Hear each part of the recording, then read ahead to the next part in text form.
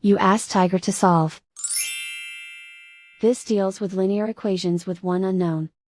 The final result is r equals 12. Let's solve it step by step. Group all constants on the right side of the equation. Add 3 to both sides. Simplify the arithmetic.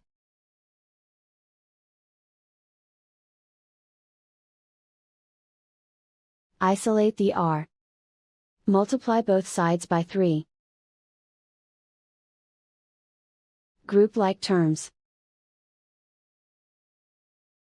Multiply the coefficients.